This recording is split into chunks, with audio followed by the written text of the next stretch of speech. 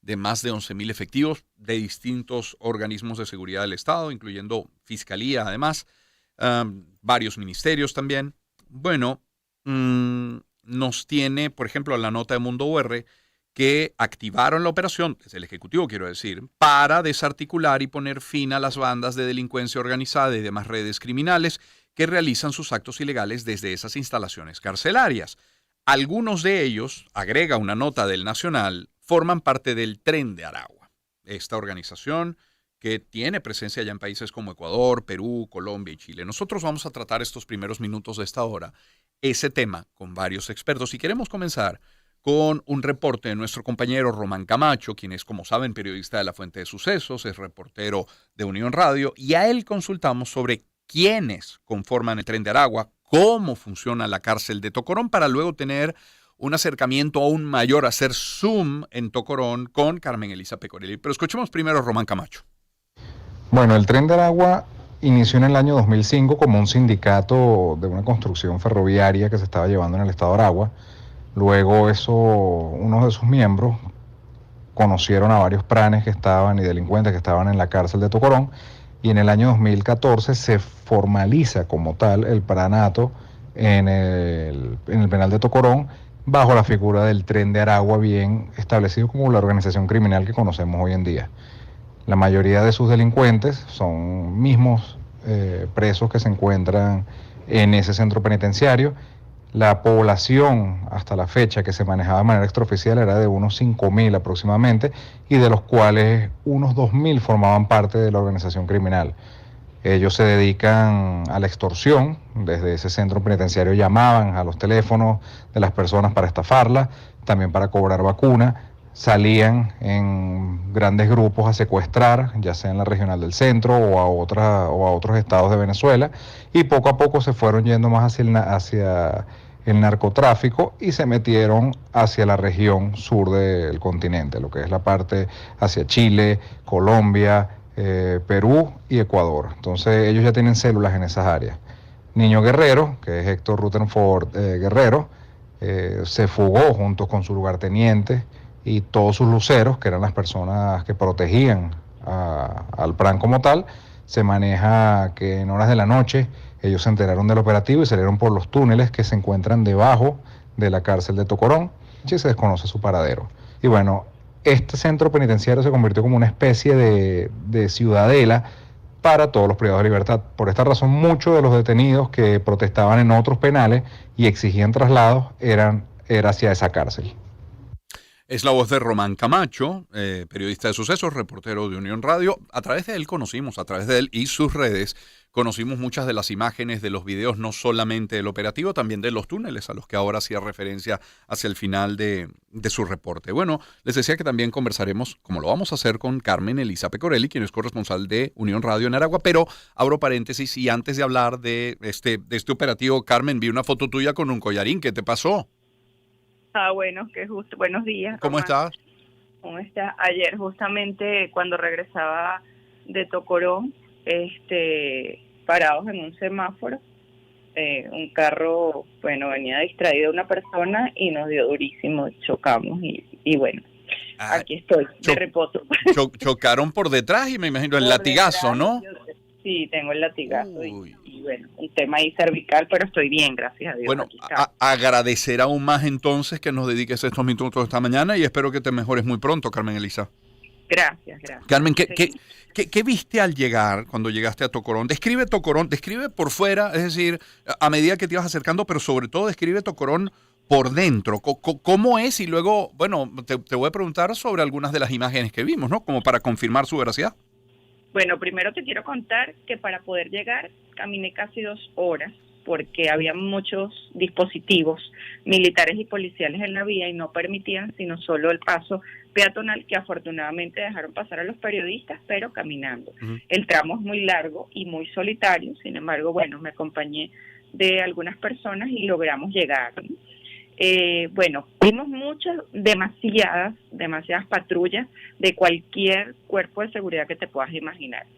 Cuando llegamos, que solo pudimos entrar, como quien dice, al primer patio o a la primera puerta donde se estacionan, cantidad de cosas impresionantes veíamos, cómo sacaban de allí, por supuesto, mucho material electrónico, computadoras, teclados, maletas con no sé qué puedan tener, pero se veían que eran maletas pesadas porque lo cargaban hasta entre 3 y 4 personas, perros, unos perros que yo no sé mucho de animales, pero compañeros que andaban conmigo me decían que eran perros exageradamente caros. Todas estas cosas las vimos ayer. Muchísimos familiares que lloraban porque no sabían del paradero de sus reos. Vimos varios autobuses que supuestamente eran los que ya comenzaban a hacer el traslado, ya cuando había culminado esta primera fase de la operación aproximadamente a las 2 de la tarde. Antes de eso no pudimos llegar, no había acceso, de hecho los dispositivos estaban mucho más lejos y ni siquiera podíamos llegar allá. Lo que sí veíamos que desde muy temprano algunas personas que habitaban en la zona nos mandaban videos diciéndonos que había mucho humo y se escuchaban muchas detonaciones. Okay. Cuando yo venía en la vía, me conseguí con unas damas que salían de allí, que vivieron la experiencia de esa operación Cacique, que para ellos dicen que fue horrible, que fue terrible, que todavía quedaban adentro muchos niños y muchas mujeres que permanecían allí. Pues luego nos enteramos que en el penal permanecían unas 300 familias, o una población de 1.800 presos aproximadamente, y que podían vivir durante la semana y salían 1 o 2 días, dicho por estas mismas personas. Y fue lo que pudimos conocer. También conocimos que supuestamente, aunque no les habrían anunciado el traslado de manera oficial, ellas pudieron conocer que los traslados serían hacia Caracas, algunas partes de Carabobo, Táchira, Barinas, Guárico y Lara, porque Tocorón sería desmantelado completamente. Esto de ser desmantelado salió incluso en lo que fue el comunicado del gobierno nacional, Román. Te voy a interrumpir por primera vez, Carmen Elisa. Fíjate, uno de los videos que me llama la atención, porque uno imagina Tocorón, uno imagina una cárcel como una estructura, como un edificio de pocas o muchas plantas, no importa, pero como una estructura, como fortificada, y de pronto uno se encuentra ayer con una imagen, con un video de lo que parece ser un caserío muy humilde, lo que en Venezuela coloquialmente llamamos ranchos, pero con antenas de televisión satelital. Ese, como yo lo llamo, caserío, eso está dentro del penal, eso es parte de Tocorón. Sí, fíjate, fue lo primero con lo que se acabó el día de ayer. Eso se llama el sector El Rancherío. Eso es como una población en paralelo, donde ellos hacían su vida, habían bodegas, habían cafeterías, más allá del rancherío había un zoológico, unas canchas deportivas, una piscina, etcétera. Es decir, era otra ciudad. Allí habían mini casitas, bueno, no sé cómo era el proceso interno, lo que yo podía conversar en el camino con algunos familiares que venían tratando también de llegar al lugar, era que bueno, ahí se dividían por escalafón, cada quien, había uno que hay un sector que le llaman los cristianos, otro sector que le llaman los varones, y así sucesivamente, cada uno tenía como un estatus diferente, pero allí tenían como mini casitas, incluso pudimos conocer que hasta máquinas de Bitcoin se consiguieron en esa zona del rancherío. Toda esta situación que además ya me imagino que por las mismas personas que estuvieron allí dentro ya van a seguir saliendo por las redes. Cantidad de cosas impresionantes. Imagínate que había un zoológico con flamingos. Sí, vimos esa imagen también, sí. Sí. Cualquier cantidad de cosas inimaginables estaban allá. Hablas de los familiares, Carmen Elisa. Es Carmen Elisa Pecorelli que nos acompaña. Lo que sabían los familiares, la información que manejaban, ¿por qué vía llegaba? ¿Por la vía de las autoridades, por la vía de los propios reclusos, presos, familiares? ¿Por dónde? Yo conversé con 3 y las 3 coincidían en que aproximadamente a las 5 de la mañana recibieron una llamada telefónica, pues como todos saben, había contacto telefónico entre los reos y los familiares. Y ellos decían, nos están acabando, nos cayeron, etcétera. Y después de las 5 de la mañana, 5:30, ninguna tuvo comunicación con sus familiares. O sea, de hecho, cuando ya uno comenzaba a caminar, te estoy hablando, caminando 2 horas, no sé qué cantidad, más de 13 kilómetros, ya no tenías cobertura en ese lugar. Yeah. Es como si se hubiesen cortado la comunicación de toda la telefonía en toda la zona y zonas aledañas. En el tiempo que estuviste allí, Carmen Elisa, no sé cuántas horas habrán sido, pero se habló de heridos, de fallecidos, se habló de fuga. Fíjate, se habló no de manera oficial, pero sí conversábamos con las que salían de allí y con otras que estaban allí, y ellas hablaban de heridos, ellas hablaban de lesionados, ellas hablaban de que habían varias personas que se habían fugado a tiempo, pero no hay un número oficial, no hay una autoridad que indique con exactitud realmente esos detalles. La única información que tenemos es de la voz de algunos familiares que lo indicaban llorando, que nos comentaban eso, pero por supuesto no tenemos de manera directa de las autoridades un número específico de lo que realmente ocurrió con respecto a ese tema. ¿Y se habló del mayor de la Guardia Nacional fallecido? Bueno, eso no lo han oficializado como tal. Sin embargo, yo conversaba con unos funcionarios que estaban allí y supuestamente esta persona falleció porque algo le cayó encima en medio del operativo, ¿no? Okay. Dice que fue un portón en medio del operativo y lo que estaban generando. Sí. Que con esto, la palabra de algunos funcionarios, pero no he visto hasta los momentos de manera oficial que las autoridades digan cuál fue la causa específica de lo que ocurrió con él. Yo en este punto me voy a permitir repetir lo que leíamos un poco más temprano a través del diario 2001. Dice, un mayor de la Guardia Nacional Bolivariana, identificado como Di Matías Reyes Víctor, murió este miércoles durante los enfrentamientos en la cárcel de Tocorón, en Aragua. El cuerpo castrense confirmó la muerte del funcionario de la Guardia Nacional, quien era jefe de la División de Apresto Operacional de Distrito Capital. Sin embargo, no se dio a conocer detalles sobre las causas de la muerte. Esto es lo que publica en ese sentido y sobre esta persona, sobre este efectivo, el diario 2001. Carmen Elisa, te quiero agradecer este tiempo, estos minutos que nos brindan y desearte pronta mejora, ¿eh? Gracias por el contacto. Que estés muy bien. Feliz día, ¿eh? Feliz día. Carmen Elisa Pecorelli es corresponsal de Unión Radio en el estado de Aragua. Y finalmente tenemos y damos la bienvenida a nuestro espacio a la comisaria Odalis Caldera. Ella es abogada, es experta en materia de seguridad y orden público. Comisaria Caldera, qué gusto saludarla. Muy buenos días, Román. Siempre un gusto compartir contigo y con toda tu audiencia. Comisaria, lo que vimos ayer, lo que conocemos ayer, ¿es evidencia de qué? Bueno, es evidencia de un sistema penitenciario pobre, un sistema penitenciario que no ejecuta acciones, que no rehabilita, que no ejerce el poder sobre cada centro penitenciario, sobre seres que son responsabilidad del Estado. Y esto verdaderamente hay no diríamos un dicho, sino que una reflexión que siempre ha citado Humberto Prado y Carlos Nieto, que son personas que, bueno, son labores de hormiguita con todo el equipo desde el Observatorio Venezolano de Prisiones. Y es que tú quieres conocer a un país, primero conoces sus cárceles. Y verdaderamente yo te voy a hablar desde la experiencia en 3 retenes que dependían de la gobernación del estado Zulia, y donde hicimos una labor que no había personal de custodio. Personal de custodio eran funcionarios y eran civiles sin preparación, sin formación. Y gracias al Observatorio Venezolano de Prisiones, en los 3 retenes, que es el que funcionaba en El Marite, en Maracaibo, en Cabimas y en San Carlos del Zulia, en Sur del Lago, sí. Y se logró hacer una excelente labor, clasificarlos, y todo con el apoyo de una ONG internacional y la Universidad de los Andes, a partir de una maestría y los estudiantes de criminología con el Observatorio Venezolano de Prisiones. Se puede hacer con voluntad. Llegar a estos extremos, a que sean los privados de libertad los que se encierran y no que sean ellos los que sean sometidos al régimen, encerrados. Mira, es una situación que no pueden entrar las autoridades, porque quien manda es uno de los privados de libertad, que es que los niños pernocten en centros penitenciarios que no tienen las condiciones.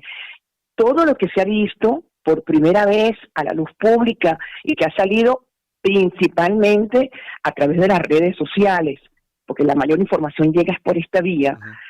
Oye, eso deja mucho que desear, Esas son situaciones que no deben pasar ni ocurrir en ningún país del mundo. Y verdaderamente que esperemos y confiemos en que a partir de los órganos del Estado se tomen las medidas y que esto sea ejemplarizante, tomar el control y entonces clasificar a todos esos privados de libertad. Y lo otro es que tengan condiciones de vida y que se ejerza todo lo que tiene que ver con un centro penitenciario, pues. Claro. Comisaria, nos describía Carmen Elisa Pecorelli lo que a todas luces son excesos, es decir, una pequeña población que está allí como en paralelo, con acceso a teléfonos y a televisión satelital y computadoras. Vimos imágenes con cantidad de munición, de la que nos hablaba Román Camacho a través de sus redes sociales. De nuevo, irregularidades, bueno, animales y zoológico y en fin. Uno esperaría que a partir de esto y en algún momento pues se fijen responsabilidades, no sé si destitución de funcionarios, no sé si destitución de custodios, pero debería aparecer el responsable o los responsables de que se haya llegado hasta este punto.